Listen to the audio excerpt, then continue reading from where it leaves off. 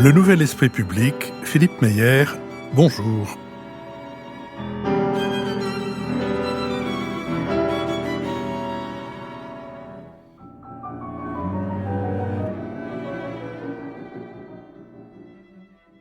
Bonjour et bienvenue pour ce nouveau Nouvel Esprit Public qui prend la forme d'une émission thématique pour laquelle nous recevons Sébastien Fath, auteur de Le Nouveau Pouvoir Évangélique. Sébastien Fath, bonjour. Bonjour. Vous êtes sociologue et vous êtes historien et vous publiez donc aux éditions Grasset ce livre intitulé Le Nouveau Pouvoir Évangélique. Et quand je dis nous vous recevons, nous c'est Nicole Niesotto, vice-présidente de l'Institut Jacques Delors, et Marc-Olivier Padis, directeur des études de la Fondation Terra Nova.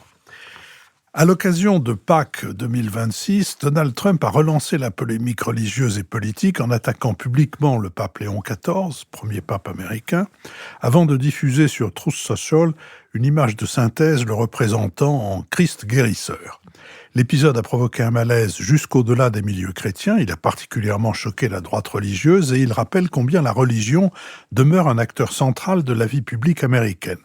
Il s'inscrit dans un contexte plus large de recomposition du christianisme mondial qui ne se joue pas seulement entre Rome et Washington, mais à l'échelle de tous les continents. C'est précisément cette transformation que vous mettez en lumière dans votre livre, Sébastien Fath, Le Nouveau Pouvoir Évangélique, livre consacré à la montée en puissance du protestantisme évangélique. Issu de la Réforme et des grands réveils modernes, ce courant fondé sur la conversion personnelle, l'autorité de la Bible et l'engagement missionnaire rassemblerait aujourd'hui plus de 700 millions de fidèles, dont près de 48 millions de francophones. Longtemps perçu comme américain, il est désormais multipolaire et porté surtout par les dynamiques du Sud global. L'Afrique est devenue l'un de ses principaux centres de gravité, avec des églises très influentes sur les plans social, éducatif et parfois politique. L'Asie compte environ 220 millions d'évangéliques. L'Amérique latine connaît une expansion spectaculaire, tandis que l'Europe et la France enregistrent d'une croissance plus limitée mais réelle, avec environ 1 100 000 fidèles aujourd'hui. Toutefois, cette expansion ne signifie pas homogénéité. Aux États-Unis, les évangéliques blancs, longtemps au cœur du conservatisme politique, sont passés d'environ 23% de la population en 2006 à 13% en 2023, dans un contexte de forte politisation. Ailleurs, l'évangélisme se déploie sous des formes très diverses entre méga-church, réseaux numériques, actions sociales ou dynamiques migratoires. Il n'existe donc pas un évangélisme mondial, mais une pluralité de trajectoires adaptées aux contextes locaux.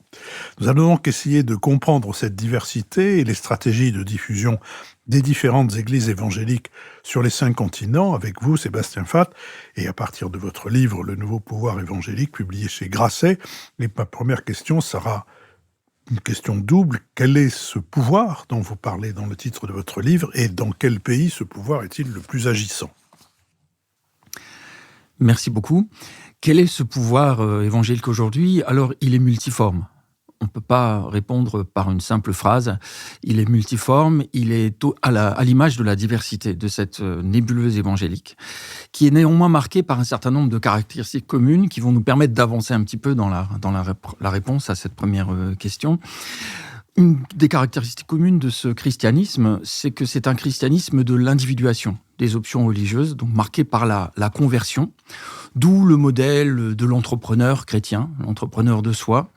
Et c'est une forme de pouvoir par le bas, je dirais, qui agit aujourd'hui dans des sociétés travaillées par des dynamiques extrêmement contradictoires, de démocratisation, mais également de virage autoritaire, des dynamiques néolibérales, mais également des dynamiques de retour au nationalisme. Dans ce contexte extrêmement complexe, l'entrepreneur de soi, eh bien, il est porté notamment par la vague évangélique.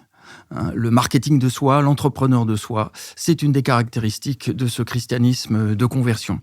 Mais il y a bien sûr d'autres caractéristiques également importantes, en particulier le fait qu'on n'est pas simplement dans l'individuation, mais on est aussi dans la fabrique du lien. Ces chrétiens, issus de la réforme protestante, comme vous l'avez rappelé, sont marqués par un individualisme extrêmement connecté.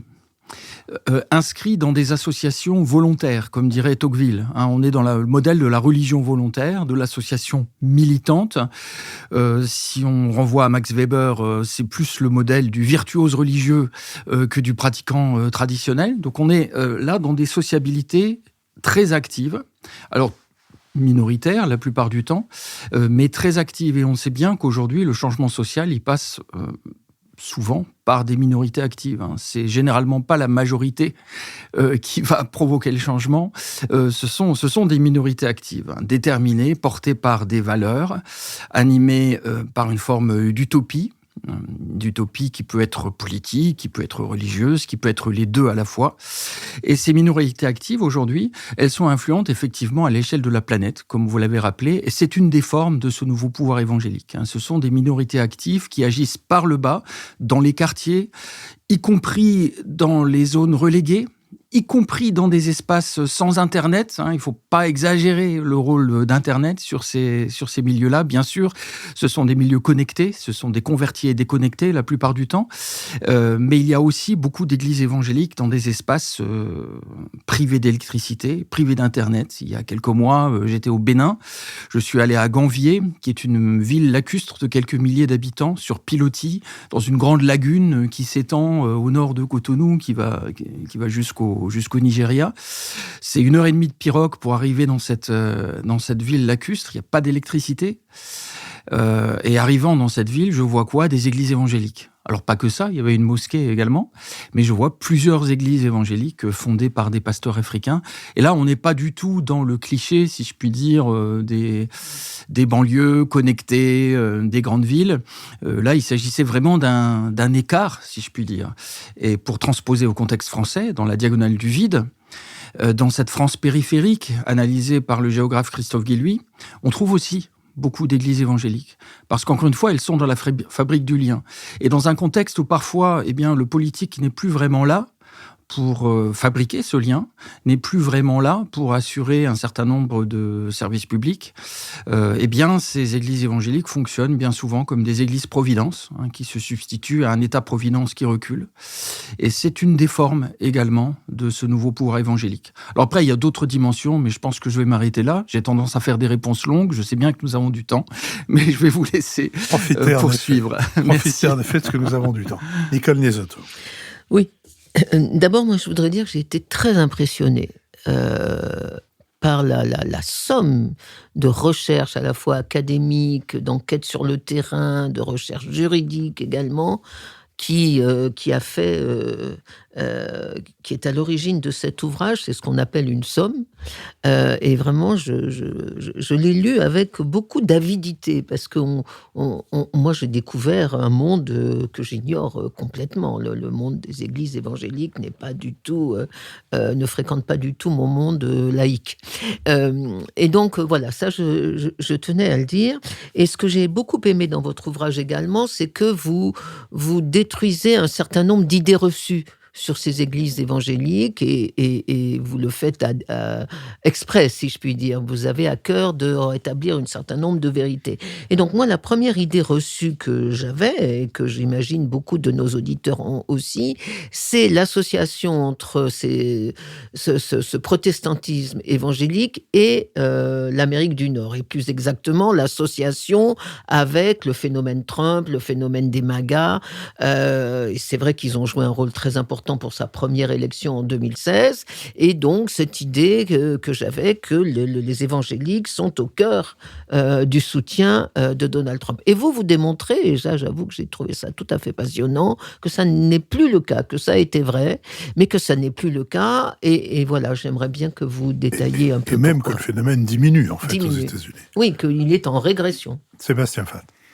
Oui, en effet, c'est un paradoxe à certains égards, parce que d'un côté, il faut bien admettre que quand on observe aujourd'hui l'administration Trump dans sa deuxième version, il y a une présence évangélique dans le premier cercle de Trump. Elle n'est pas majoritaire, mais elle est quand même tout à fait significative. Pete Hegseth en particulier, qui s'occupe de la guerre, est lui-même presbytérien évangélique.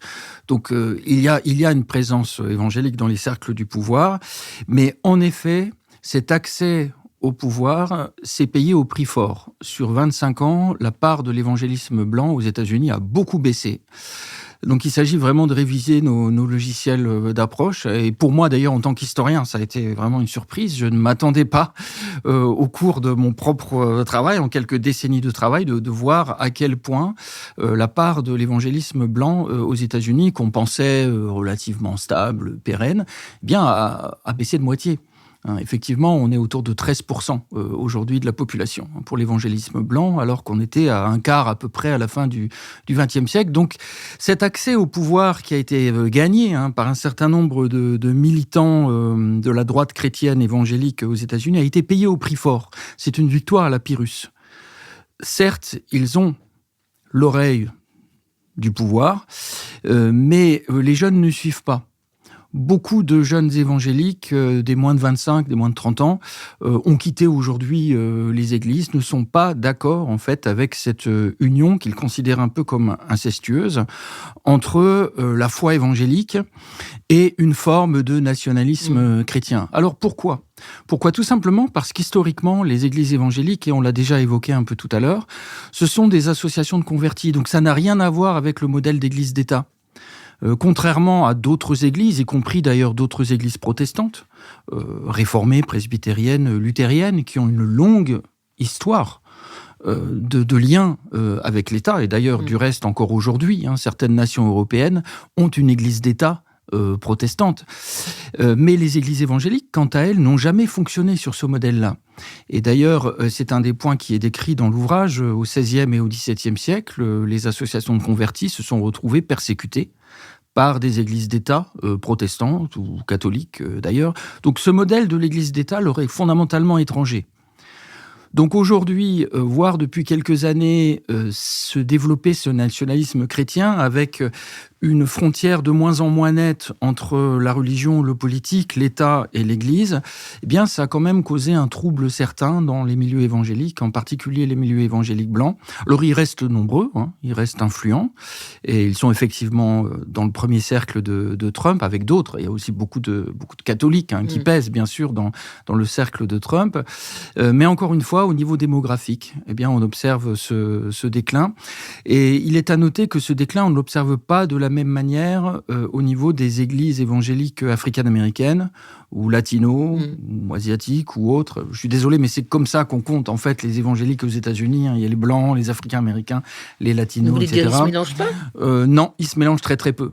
Ils se mélangent très très peu. C'est d'ailleurs une des différences entre l'évangélisme d'Amérique du Nord et l'évangélisme, par exemple, français. L'évangélisme français est beaucoup plus créolisé. Ça, c'était un choc pour moi lorsque j'ai commencé à faire du terrain aux États-Unis au siècle dernier, lorsque j'ai découvert les églises évangéliques là-bas, les méga-églises. Je me suis rendu compte à quel point le paysage religieux est extrêmement ségrégué aux États-Unis. D'ailleurs, à l'image du paysage urbain. Quand on prend le métro à Chicago ou le train de banlieue à Chicago, c'est tout à fait frappant, suivant les stations. Vraiment, on s'aperçoit d'un zoning social extrêmement fort, d'une homogénéité ethnoculturelle très très forte suivant les quartiers, et donc ça se reflète aussi dans les églises. Alors qu'en France, on est encore une fois dans un paysage beaucoup plus créolisé, ce qui d'ailleurs a des conséquences politiques. On en parlera peut-être tout à l'heure, mais le profil politique des évangéliques français n'est pas le même que celui des évangéliques nord-américains. Marc-Olivier Palis. Oui, restons un peu sur les États-Unis avant de revenir à la France et peut-être d'autres zones géographiques. Mais tout d'abord, je voudrais dire que votre livre se lit avec grand plaisir. Nicole a dit c'est une somme, mais c'est aussi une somme qu'on lit très, très, très bien. Vous avez un style très fluide. Ce que vous maîtrisez très, très bien le sujet, ça se sent. Et puis, tout en citant vos enquêtes et puis les travaux de recherche des autres de vos collègues sur ce sujet. Vous émaillez aussi le texte de références littéraires qui sont tout à fait intéressantes. Le fait qu'on voit des personnages dans des romans et des choses comme ça, j'y reviendrai parce qu'il y a un moment où vous citez Stendhal de façon très intéressante. Mais restons pour le moment sur les États-Unis. La question un peu complémentaire, c'est celle de l'influence idéologique. C'est pas seulement le nombre sociologique, mais dans l'entourage de Trump, Trump, où déjà Jimmy Carter était un born again, comme on dit, donc un converti, avec cet aspect qui est toujours un peu inquiétant chez les convertis de volonté de prosélytisme, d'expression publique de la foi, une espèce d'expansion personnelle qui, en tout cas dans un contexte français et européen, inquiète toujours un peu. Et donc la question c'est, est-ce qu'il est juste d'attribuer un certain nombre de positions très conservatrices, disons du gouvernement américain actuel, à cette influence évangélique, et même peut-être une dimension un peu d'irrationalité qu'on trouve dans ce régime? Est-ce que c'est, disons, une imputation qui serait contestable, parce qu'on associe quand même ces mouvements évangéliques qui croient beaucoup à la grâce, à la présence de l'Esprit Saint, etc., à une forme d'irrationalisme. Et puis, il y a une sous-question un peu sur ce qu'on appelle le sionisme chrétien, c'est-à-dire le soutien inconditionnel à Israël, dans une vision eschatologique, donc de la fin des temps, dans laquelle finalement le règne de Dieu viendra quand tous les Juifs seront rassemblés en Israël, et donc ce sera le retour final du Messie et la fin des temps. Et donc c'est une vision de l'histoire qui, pour nous, est tout à fait difficile à saisir, mais qui motive, semble-t-il, une forme ou une partie du soutien politique américain très fort à Israël. Sébastien Fath. Merci. Beaucoup de pistes de réflexion. Alors, d'abord sur les différentes influences idéologiques et sur le fait qu'un certain nombre d'orientations prises par la seconde administration Trump répondraient effectivement à des demandes évangéliques. Alors oui, bien entendu. Et on peut citer en fait, en particulier, bien entendu, le dossier de l'IVG, qui n'est plus aujourd'hui protégé au niveau fédéral, qui est laissé à la discrétion des États. Ça, c'est considéré dans bien des milieux évangéliques, pas dans tous les milieux évangéliques, mais dans bien des milieux évangéliques, c'est considéré comme une victoire, comme un trophée de guerre, si je puis dire, un trophée de cette guerre culturelle qui a été conduite depuis la fin des années 70 jusqu'à nos jours.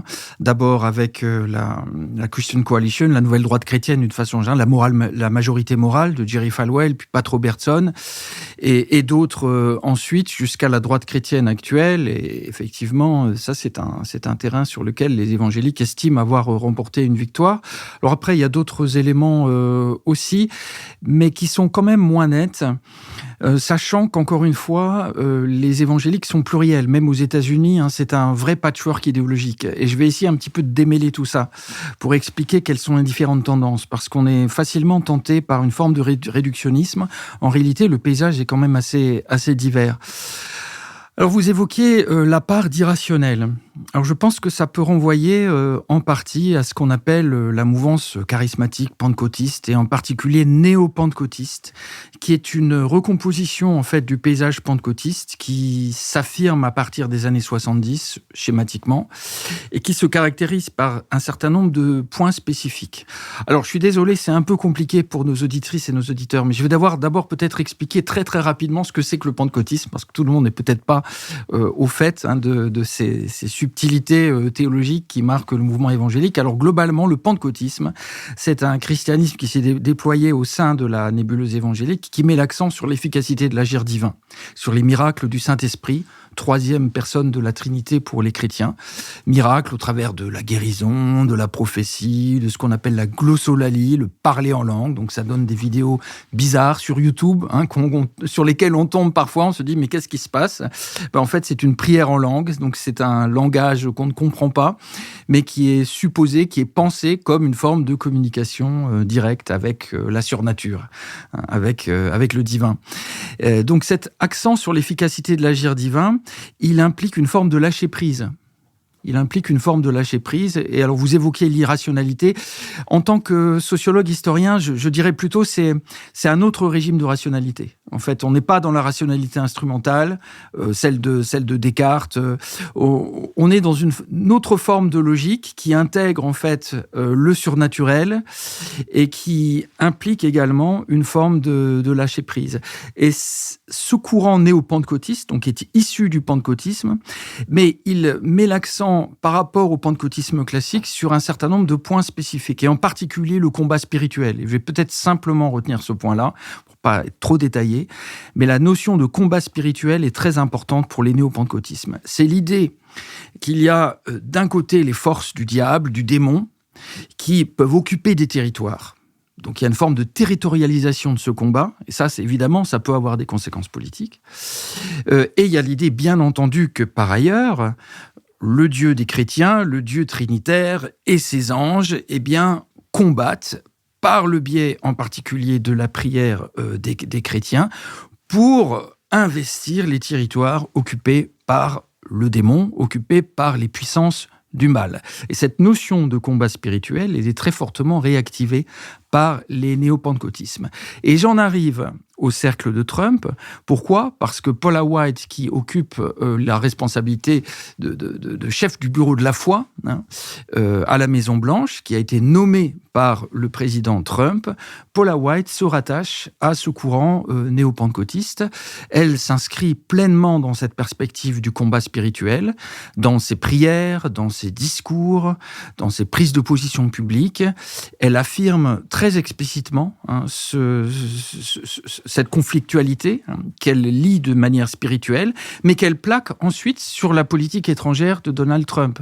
Et on l'a notamment vu, et ça a été une surprise pour beaucoup d'observateurs, effectivement, à Pâques 2026. Où là, il y a une forme de décalque, si je puis dire, entre cette lecture spirituelle du monde et la guerre actuelle qui oppose les États-Unis à l'Iran. Et on comprend assez vite les implications que peut avoir ce type de théologie néo-pentecôtiste sur la politique étrangère des États-Unis.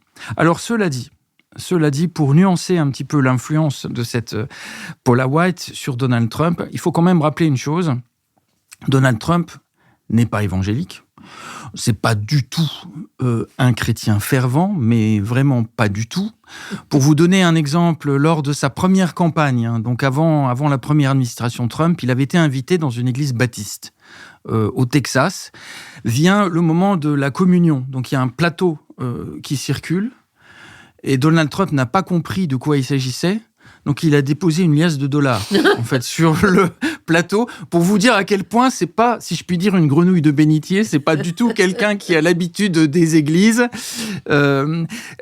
Et très sincèrement, moi, il me semble qu'il faut pas surévaluer le poids de Paula White. Paula White, c'est une fan de Donald Trump, et Donald Trump sait très bien qu'en la nommant, il va flatter un certain nombre de relais dociles dans le monde évangélique dont il a besoin. C'est quelqu'un de très pragmatique, Trump, de très très réaliste. Il n'est pas du tout dans l'irrationnel. Il négocie, je dirais, vraiment en businessman extrêmement réaliste. Et donc, il a choisi Paula White, non pas pour son influence spirituelle, mais encore une fois, parce que c'est une fan, c'est un relais, et il estime qu'avec elle, il va pouvoir s'assurer le soutien d'un certain nombre d'évangéliques blancs. Mais ça ne va guère au-delà, à mon sens. C'est pas en raison des prières enflammées de Paula White que les États-Unis sont aujourd'hui en guerre contre l'Iran. Je crois qu'il faut quand même mettre les choses en perspective. Alors après, il y a une autre influence. Qui, à mon sens, est plus importante et dont on parle moins de ce côté de l'Atlantique. C'est l'influence d'un néo-puritanisme d'expression réformée qui remonte en fait aux origines des colonies américaines. Contrairement à l'idée reçue qu'on peut avoir parfois sur les États-Unis, les implantations coloniales nord-américaines n'ont pas rompu avec le modèle de la chrétienté moniste tel qu'il existait à l'époque en Europe. Ils ont simplement créé plusieurs petites chrétientés homogènes, mais tout aussi monistes, tout aussi intolérantes que ce qui se vivait à l'époque en Europe au XVIIe siècle. Et ces premiers puritains nord-américains ne sont pas pluralistes. Ils ne sont pas du tout favorables à une cité plurielle où, par exemple, on pourrait vivre sa foi de manière différente de celle qui est enseignée par le catéchisme presbytérien. Et dès qu'on dévie un peu, on est immédiatement excommunié, mais également exclu de la cité. Et c'est un aspect que j'essaye d'analyser, de décrire dans cet ouvrage, parce que pour moi, il s'agit d'une tension constitutive au cœur de l'identité évangélique et qu'on repère notamment dans les colonies américaines, précisément, avec d'un côté ces colonies puritaines qui sont très intolérantes, qui défendent ce que j'appelle le modèle de la cité de Dieu, d'une cité de Dieu moniste, où la pression sociale à la conformité est poussée à son extrême. Mais vous avez aussi des dissidents évangéliques dès l'époque, dont Roger Williams en particulier, qui s'opposent à cette cité de Dieu et qui considèrent que non, leur lecture de l'Évangile ne permet pas de défendre un modèle moniste qui mène politique et religion de manière coercitive. Et Roger Williams sera expulsé de la cité puritaine, il va partir en exil, il va fonder le Rhode Island, il va fonder Providence, qui, dans l'histoire de la liberté de conscience, est un jalon absolument fondamental. Roger Williams est au départ un baptiste. Alors, il va devenir ensuite spiritualiste, mais au départ, il est baptiste, c'est un converti, mais il réfute ce modèle de la cité du Dieu et défend ce que j'appelle Dieu dans la cité, c'est-à-dire un modèle, en fait, pluraliste, où certes, la religion a matière à s'exprimer, mais par le bas et sans prétendre dominer et imposer un contrôle social sur l'ensemble de la société. Donc on a cette tension en fait qu'on repère dès l'origine du modèle américain qui va ensuite se poursuivre, se répercuter tout au long de l'histoire, pas seulement aux États-Unis d'ailleurs, on en trouve aussi des échos en Europe. Par exemple, dans la différence entre Cromwell et le piétisme allemand. D'un côté, on a le retour de cette tentation de la cité de Dieu avec Cromwell à certains égards, et le piétisme allemand, lui, est dans la réforme des cœurs. Donc il est plutôt du côté de Dieu dans la cité, si je puis dire.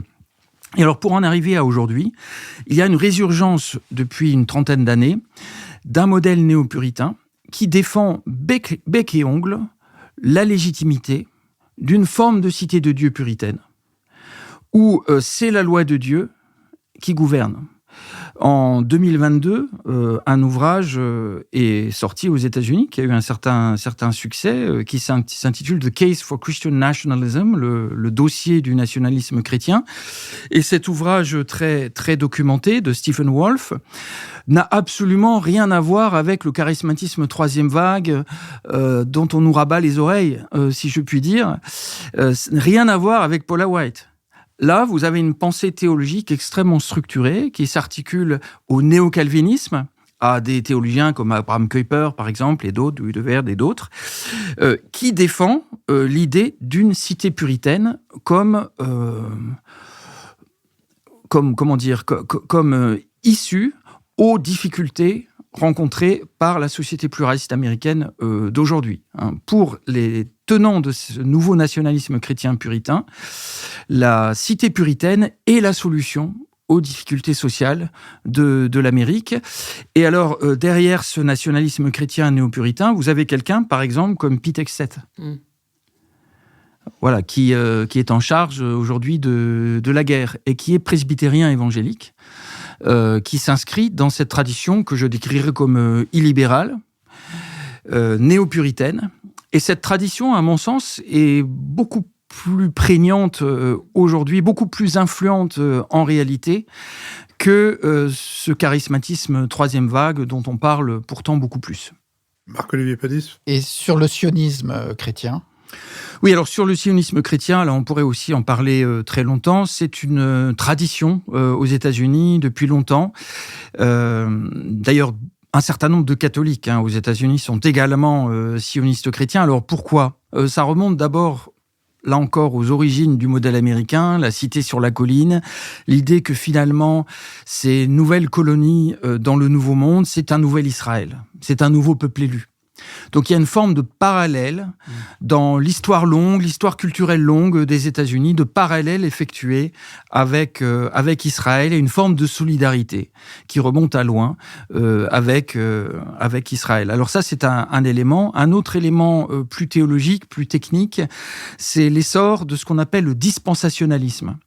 Alors le dispensationalisme, qu'est-ce que c'est que ça ? C'est une lecture de l'histoire en 7 dispensations, 7 temps de l'histoire. C'est un découpage finalement de la chronologie universelle. Et il y a l'idée que dans la dernière dispensation, le retour d'Israël, le rétablissement d'Israël est le prélude au triomphe final du Messie. Et cette théologie dispensationaliste qui s'affirme au XIXe siècle, elle va se répandre aux États-Unis, particulièrement depuis le début du XXe siècle, en particulier sous l'influence d'une traduction de la Bible qui sera très populaire aux États-Unis à partir de 1909, la traduction Scofield. Elle va influencer des millions d'Américains. Et cette lecture de l'histoire, eh bien, elle conduit beaucoup de citoyennes et citoyens américains aujourd'hui encore à considérer que l'État d'Israël tel qu'il s'est reconstitué à partir des lendemains de la Seconde Guerre mondiale, cet État d'Israël correspond au plan divin. Et donc s'opposer à Israël, c'est s'opposer quelque part à Dieu. Alors après, ça ne signifie quand même pas que ces sionistes chrétiens sont nécessairement d'aveugles soutiens de Benyamin Netanyahou. Il faut quand même un peu nuancer les choses.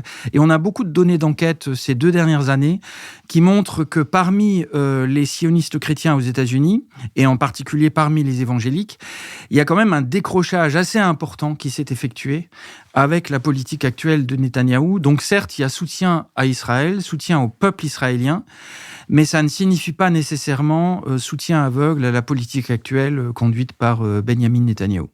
Alors, je ne voudrais pas qu'on tombe dans le paradoxe d'avoir constaté, grâce à vous, que les États-Unis sont un pays dans lequel l'évangélisme est en régression et que nous ne consacrions trop de temps aux États-Unis, car il y a et l'Asie et l'Afrique. L'Asie paraît particulièrement importante. Comment est-ce que l'évangélisme est arrivé en Asie et quelle forme prend-il ? Alors, l'évangélisme est arrivé en Asie principalement sous l'effet des missions protestantes. Mais ce qu'on peut dire, et c'est vrai aussi pour le terrain africain, ce qu'on peut dire, c'est que c'est surtout après la décolonisation et le départ de beaucoup de missionnaires européens que l'évangélisme a véritablement explosé en Asie. Alors pourquoi ? Tout simplement parce que le christianisme évangélique, c'est un christianisme bottom-up, c'est-à-dire qui part vraiment de la base, qui correspond aux demandes du groupe client, si je puis dire. Ce sont les fidèles qui constituent l'assemblée. Et donc c'est une forme sociale en fait extrêmement souple, extrêmement malléable, qui permet en fait aux populations de s'approprier le christianisme comme elles le souhaitent. Alors évidemment, à partir d'un certain nombre de schèmes qui ne changent pas, et en particulier, bien entendu, la conversion, mais aussi l'idée que le christianisme a une dimension normative qui passe par l'inculcation d'un certain nombre de principes enseignés à partir de la Bible. Bon, ça, c'est des éléments récurrents qu'on retrouve un peu dans toutes les églises évangéliques. Mais au-delà de ça, il y a une très grande souplesse locale et donc ça permet à des populations anciennement colonisées de se réapproprier comme elles le souhaitent le christianisme, sans la tutelle d'un clergé ou d'une mission lointaine qui va leur dire quelle liturgie adopter, finalement, quelle théologie défendre. En fait, encore une fois, ce sont les fidèles qui se réapproprient ce christianisme. Et ça explique l'explosion d'églises asiatiques qu'on connaît très mal, mais qui évangélisent, y compris à Châtelet-Les-Halles, à Paris, qu'on retrouve en France, qui sont très prosélytes, qui sont peut-être mal connus aussi en raison de la barrière de la langue et puis de la distance culturelle, tout simplement, mais ces églises sont très nombreuses. Alors, il y a de toutes sortes de formes. Vous avez des méga-églises, y compris en Chine communiste, des méga-églises à Singapour qui sont extrêmement influentes, aux Philippines. Quel est le... Alors, méga-église, c'est au moins 2000 fidèles physiquement présents, mais ça peut aller jusqu'à 40 ou 50 000 fidèles présents physiquement tous les dimanches. Donc, ce sont des églises effectivement très importantes sur le plan démographique, mais qui proposent aussi une multi-activité. Donc, on n'est pas simplement dans la masse de fidèles, mais il y a également une offre qui dépasse le cultuel, qui peut être une offre sociale, une offre culturelle, une offre sportive.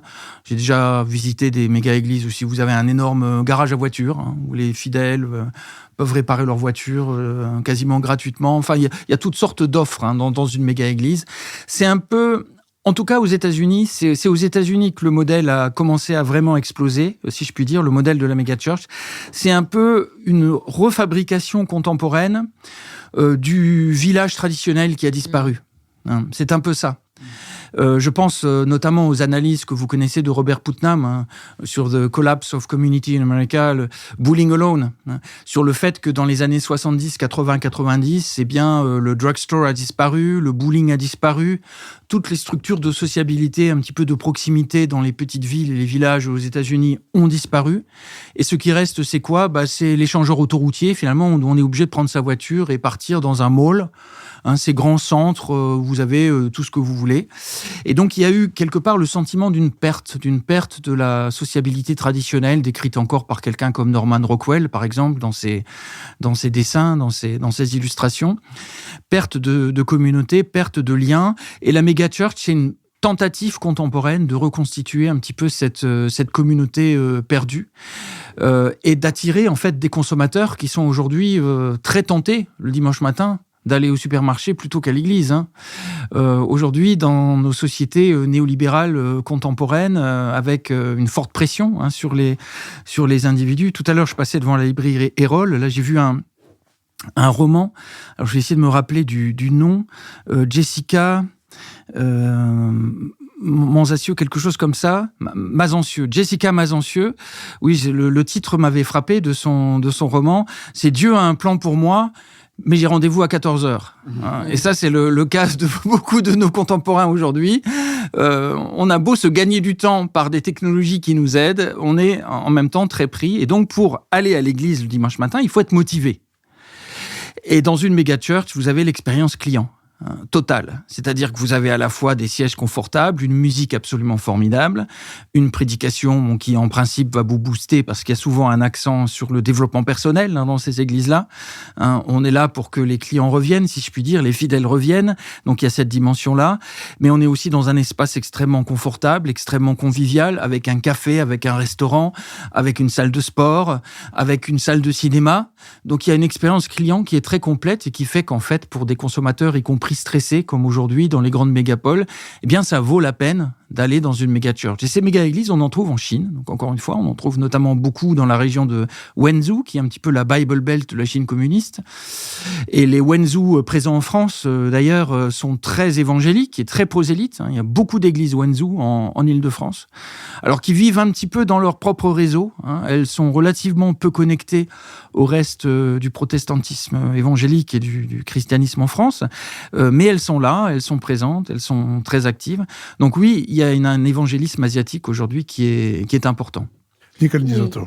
À vous entendre, on pourrait presque dire qu'il y a un parallélisme entre la poussée de ces églises évangélismes et celle du populisme dans nos démocraties, c'est-à-dire avec ce phénomène de rupture des sociétés, enfin du lien social qu'entraîne la mondialisation, qu'entraîne l'individualisation de nos sociétés, et que certains vont plus se tourner vers la recette politique et d'autres vers la recette religieuse évangélique. Alors ça, je suppose que c'est vrai pour les sociétés développées.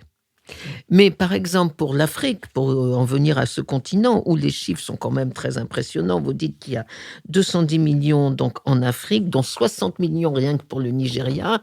J'imagine que cette explication, elle n'est pas valable pour des sociétés africaines qui sont encore des sociétés, enfin de ce que j'en sais en tout cas, des sociétés où le lien social n'a pas encore complètement disparu, sauf peut-être dans les très grandes mégalopoles de bidonvilles, etc., mais qui sont encore des sociétés où la famille, le lien, tout ça existe encore. Et donc, comment vous expliquez que cette poussée des églises évangéliques en Afrique, qui, à mon avis, ne peut pas correspondre à cette explication de désocialisation des sociétés?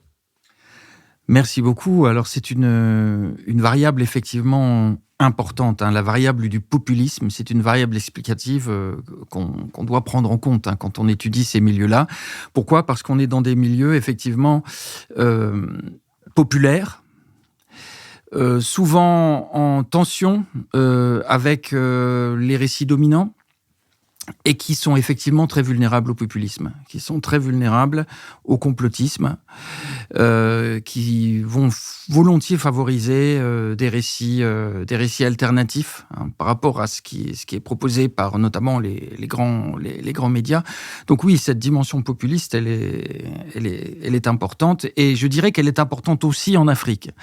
Les sociétés africaines, certes, sont moins marquées par l'atomisation du lien que les sociétés de l'hémisphère nord, mais néanmoins, même dans un contexte où le lien reste fort, la tentation populiste existe, et la tentation clientéliste aussi, d'ailleurs. Dans des contextes où les listes électorales ne sont pas toujours à jour, où il n'y a parfois pas du tout de liste électorale, et les puissants savent très bien que les églises évangéliques tiennent la population, sont influentes, sont des faiseurs de rois, quelque part, si je puis dire. Et donc la tentation est grande de tisser des liens avec un certain nombre de pasteurs en vue pour mobiliser les troupes évangéliques sur la base de slogans simples. Et là, on est tout à fait dans l'instrumentalisation du religieux à des fins politiques, et on est aussi à bien des égards dans le populisme. Alors cela dit, j'introduirais une nuance qui me tient à cœur. Tout ce qui est populaire n'est pas populiste. Et c'est important aussi de rappeler que les églises évangéliques sont d'abord des églises populaires. Elles peuvent être populistes, en effet, et on constate un certain nombre de terrains, y compris en Afrique, où l'instrumentalisation populiste de courants évangéliques fait florès. Mais il n'y a pas que cela. Et ce sont aussi des églises populaires qui sont susceptibles de réinjecter de la démocratie, ou d'injecter tout court de la démocratie dans des sociétés qui en manquent cruellement. Alors pourquoi ? Parce que ce sont des sociétés volontaires. Ce ne sont pas des sociétés d'adhésion automatique, c'est des sociétés volontaires, et dans beaucoup d'églises évangéliques, on a tendance à voter. On a même tendance à choisir le pasteur, à voter pour le pasteur. Alors, ce n'est pas le cas de toutes les églises évangéliques, mais c'est quand même relativement fréquent. Et ça, c'est tout simplement une pratique locale de la démocratie. C'est une pratique locale de la démocratie. Et du reste, quand les églises évangéliques se sont développées en France au XIXe siècle, notamment sous le Second Empire, elles sont considérées comme vecteurs de républicanisme, ce qui pouvait vous emmener au bagne à Cayenne à l'époque. J'ai dépouillé les archives du ministère des Cultes lorsque j'effectuais ma thèse sur les églises baptistes en France au XIXe siècle, et j'ai pu constater qu'effectivement, les autorités préfectorales, ministériennes se méfiaient beaucoup des églises évangéliques parce qu'on vote. On vote dans ces églises. Ça va pas, c'est inquiétant. C'est un poison républicain là, qui risque de grandir au sein d'une société française qui, à l'époque, n'était pas très républicaine. Donc il y a cette dimension populaire, cette dimension démocratique également, qui est importante dans les églises évangéliques. Et c'est là, je dirais, qu'il y a l'enjeu pour les grandes démocraties et pour les États d'élargir la table. Alors là, je sors peut-être strictement du texte de l'ouvrage pour peut-être ouvrir des pistes de réflexion un petit peu au-delà. Mais je crois qu'à force d'éloigner les centres de décision des citoyennes et des citoyens, on fait mourir la démocratie. Et en tant que citoyen, permettez-moi aussi de parler simplement en tant que citoyen pendant quelques secondes ou quelques minutes, je suis un peu inquiet aujourd'hui par le recul de la démocratie. Je suis né en 1968. Et dans les années 70, 80, 90 encore, on pensait que la démocratie, c'était l'horizon indépassable des sociétés contemporaines, qu'avec la prospérité, l'essor économique, eh bien, la démocratie, de façon plus ou moins naturelle, s'imposerait à court ou moyen terme. Or, aujourd'hui, on assiste un peu partout à un recul de la démocratie. Et ce recul est parfois concomitant de processus de décision qui sont de plus en plus déconnectés des citoyennes et des citoyens. Et donc, il y a vraiment nécessité, me semble-t-il, en tout cas, c'est un enjeu intellectuel et un enjeu citoyen, me semble-t-il, d'élargir la table. Et aujourd'hui, ces églises évangéliques, avec tous les défauts qu'on peut leur prêter, toutes les dérives qu'on peut parfois constater au niveau de ces églises, et dans un dernier chapitre de l'ouvrage, d'ailleurs, il y a un certain nombre d'éléments sur ces multiples dérives qu'on peut parfois constater dans ces églises, ce sont malgré tout des incubateurs de démocratie, dans bien des cas. Ce sont des lieux où la démocratie peut se vivre. Alors, c'est pas automatique, c'est pas forcément gagné. Et c'est là qu'il est important d'entrer un petit peu dans le détail, de voir quelles sont les différentes tendances à l'œuvre et de voir à partir de quel levier on peut agir. Mais en tout cas, il me semble important aujourd'hui de ne pas écarter d'office ces acteurs-là de la géopolitique, de la démocratie au XXIe siècle. Mais en France, où cet éloignement est particulièrement perceptible, enfin en tout cas est très perceptible, je ne veux pas dire particulièrement parce que ça induit des comparaisons qu'il faudrait soutenir en détail, mais est perceptible, il semblerait que l'Église évangélique ne prenne pas ou très peu. Vous parlez d'une progression qui est lente. Est-ce qu'il y a une explication à ça, ou est-ce que simplement il faut être un peu patient et attendre que cette Église progresse en France comme ailleurs ? Alors vous avez raison, il n'y a pas de tsunami évangélique en France. On est à 1,6, peut-être maximum 1,7% de la population, donc on est quand même très très loin d'une vague évangélique en France. Alors il y a de multiples raisons à cela. Une des raisons, c'est tout simplement que la France est aussi un pays aujourd'hui très sécularisé, où la majorité de nos contemporains aujourd'hui ne se rendent plus dans un lieu de culte lorsqu'on les interroge, que ce soit via l'IFOP ou d'autres instituts de sondage. On s'aperçoit que la grande majorité, finalement, ne se reconnaît plus nécessairement dans une religion constituée. Donc ça, c'est un élément. Après, quand on regarde la tendance, on est quand même passé en un demi-siècle de 0,2% de la population à 1,6%. Alors ça n'a l'air de rien, mais si on reporte le même taux de progression dans les 50 ans à venir, ça peut commencer à peser sur le tissu social en France. Et je dirais que depuis quelques années, on sent comme une forme de frémissement quand même. Les évangéliques sont un petit peu sortis du ghetto, si je puis dire. Ils ont aujourd'hui une visibilité qu'on n'imaginait peut-être pas. Il y a encore une vingtaine d'années de cela. Alors c'est pas un phénomène massif, encore une fois, mais on le repère néanmoins, y compris au niveau des élections municipales qui viennent d'avoir lieu. Dans de nombreux conseils municipaux, il y a aujourd'hui des évangéliques et de diverses tendances d'ailleurs. Et c'est l'occasion de rappeler que les évangéliques, c'est pas un lobby politique unifié du tout. Et qu'on ne peut pas transposer ce qui se passe dans d'autres pays à la situation française. Une des caractéristiques de l'évangélisme en France, c'est qu'il est très créolisé. Et je dirais que ça lui donne une forme de totem d'immunité par rapport à une forme d'offre politique marquée par la xénophobie. Et pour les évangéliques français, ça leur fait peur. Ça leur fait peur parce que beaucoup d'églises évangéliques accueillent des sans-papiers, par exemple. Sont des espaces aujourd'hui privilégiés d'accueil, d'accompagnement de personnes en très très grande difficulté suite à des parcours migratoires terriblement éprouvants. Et la perspective de voir arriver un certain parti politique qui pointe du doigt les étrangers comme cause de toutes les difficultés sociales du pays aujourd'hui, c'est une perspective qui ne séduit absolument pas ces évangéliques créolisés. Marc-Olivier Palis. Oui, je voudrais poursuivre sur la France, sur ce thème. Effectivement, vous montrez très bien que ces églises évangéliques touchent un public populaire, souvent qu'on connaît mal, un public un peu marginal territorialement, marginal socialement et culturellement.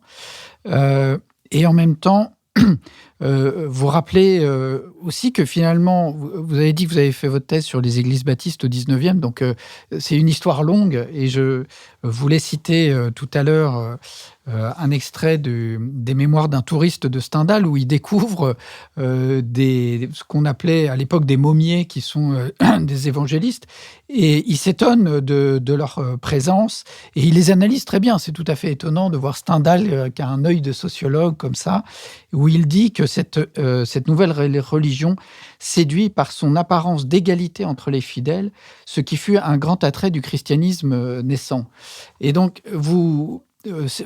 après cette citation, vous alertez un peu sur le fait qu'on redécouvre ces branches protestantes régulièrement en France comme une surprise, alors qu'ils sont présents en fait depuis le 18e, depuis le 19e, ils sont toujours là. Et pourtant, il y a toujours un sentiment d'étrangeté. Et je voudrais que vous reveniez un peu là-dessus. Qu'est-ce qui fait, alors étrangeté évidemment par rapport à la sécularisation, mais aussi par rapport à un milieu protestant, d'ailleurs que Stendhal appelle les protestants de vieille roche, ce qui est une expression assez imagée. Donc, qu'est-ce qui fait que ce sentiment d'étrangeté qu'on nourrit toujours vis-à-vis de ces églises dans le contexte français et parce que vous signalez aussi les liens, vous avez dit créolisés, mais il y a aussi une dimension un peu post-coloniale dans ce public évangélique aujourd'hui. Juste un point pour continuer, c'est vrai que peut-être sur l'importance de ces églises en France aujourd'hui, ça augmente quand même un peu. Moi, je n'ai jamais vu jusqu'à ces dernières années autant de Jésus sauve dans les rues de Paris. C'est une expression qu'on ne voyait écrite nulle part avant, et maintenant j'en vois systématiquement sur le Pont-Neuf, sur les murs, donc c'est leur œuvre, n'est-ce pas ? Sébastien Fett. Alors, c'est pas signé, mais on peut probablement s'en douter. Oui, il faudrait vérifier. Mais oui, ce serait assez dans le style, effectivement, de ces groupes évangéliques qui sont souvent missionnaires, prosélytes, effectivement, qui cherchent à convertir leurs prochains. Oui, absolument. Alors après, sur la question de la redécouverte de génération en génération de la minorité évangélique en France, je rappellerai le magnifique ouvrage publié par mon cher collègue Patrick Cabanel sur la France et ses minorités religieuses. On pourrait citer aussi bien d'autres ouvrages sur ces questions-là. La France a globalement du mal avec ses minorités. Alors c'est peut-être le prix à payer pour un modèle jacobin très intégrateur, très protecteur. Mais néanmoins, c'est compliqué historiquement. Je ne vais pas revenir sur l'histoire douloureuse du protestantisme, mais c'est vrai qu'à partir de la révocation de l'édit de Nantes, les protestants se sont retrouvés longuement proscrits. Ils sont réintégrés discrètement à partir de la fin du XVIIIe siècle, du début du XIXe siècle, mais ça reste quand même compliqué tout au long du XIXe siècle pour les protestants. Il y a quand même encore des pasteurs qui sont arrêtés dans les années 1860-1870. Donc c'est quand même relativement récent à l'échelle de l'histoire de France. Donc il y a cette difficulté à appréhender les minorités qui explique, je crois, en bonne partie ce regard perpétuellement surpris devant la présence évangélique. Alors après, il y a un autre phénomène, c'est que les évangéliques sont une minorité d'une minorité. Donc ça complique quand même les choses, il faut bien le reconnaître. Longtemps, les évangéliques, c'était le strapontin du protestantisme en France. Alors c'est plus le cas aujourd'hui. Aujourd'hui, c'est la locomotive du protestantisme. Ils sont majoritaires au sein du protestantisme, à la fois en termes de nombre de lieux de culte, en termes de nombre de pasteurs, en termes de nombre d'écoles bibliques, d'étudiants, d'étudiantes, etc.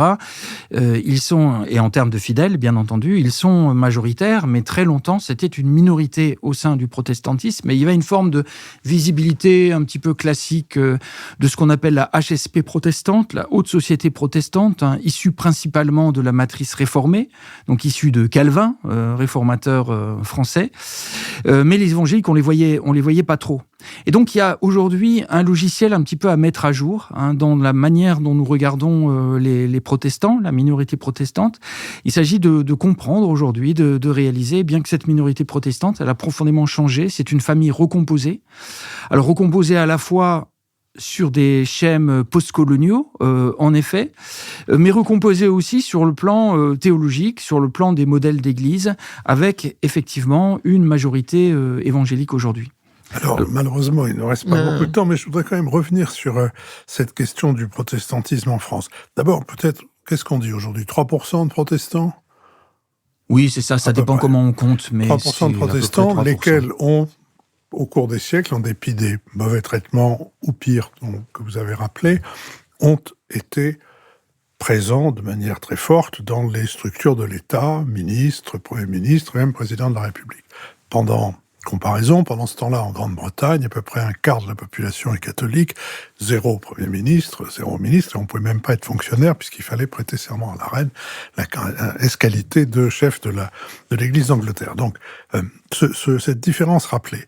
Est-ce que ces protestants évangéliques qui sont aujourd'hui le moteur du protestantisme en France, est-ce qu'ils sont promis au même sort que les protestants dont je viens de parler, c'est-à-dire ceux qui, par divers moyens, ont pu pénétrer les différentes instances de l'État et des entreprises aussi.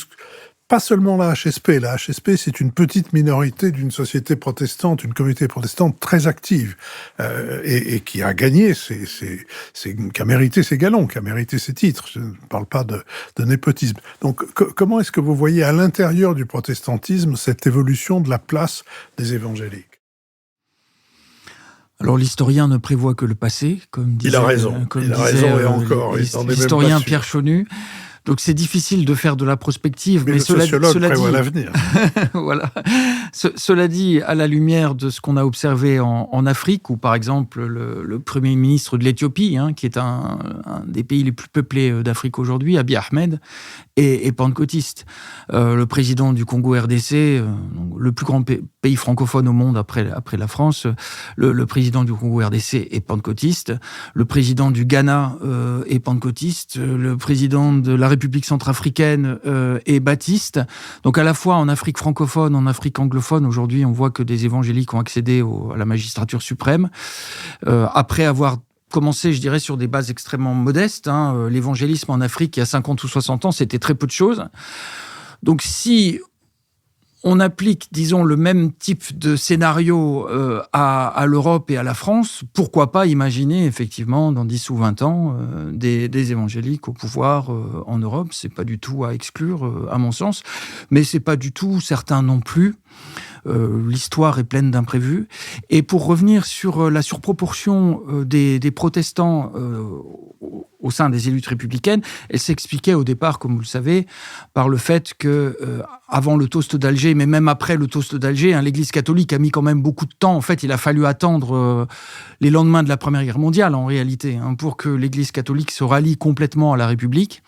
Mais avant cela, la Troisième République s'est appuyée sur celles et ceux qui étaient disponibles et qui étaient favorables à la République, c'est-à-dire les protestants et les juifs.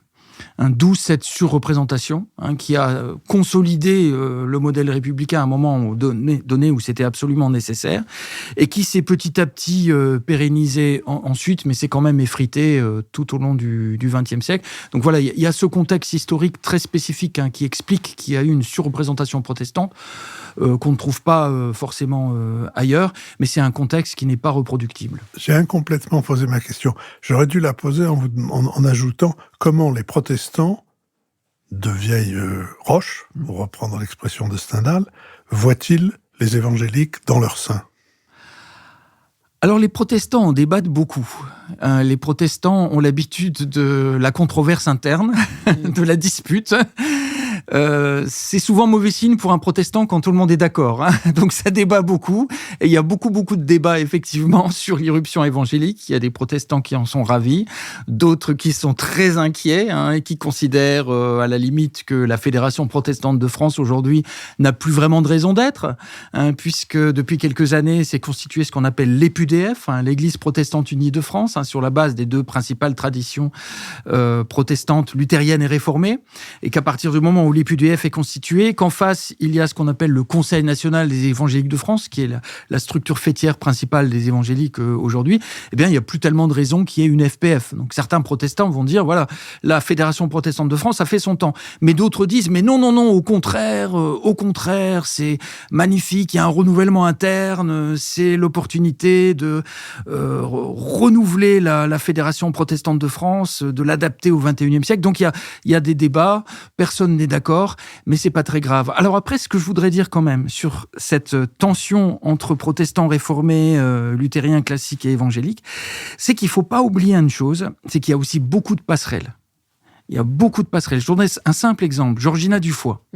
Georgina Dufoy, qui à l'époque était étiquetée comme ministre protestante, cévenole, qui se revendiquait d'ailleurs protestante athée, comme un certain Lionel Jospin. Eh bien, Georgina Dufoy est passée ensuite par une conversion. Et donc, elle est aujourd'hui évangélique, très très militante, si je puis dire. Elle témoigne de sa foi très volontiers.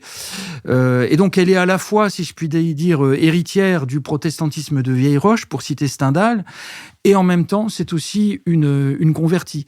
Et on a comme ça beaucoup d'exemples. Je ne vais pas en donner trop, mais on pourrait en donner beaucoup d'autres, d'exemples de protestants, si je puis dire, de Vieille-Roche, qui sont devenus évangéliques. Mais on a aussi l'inverse.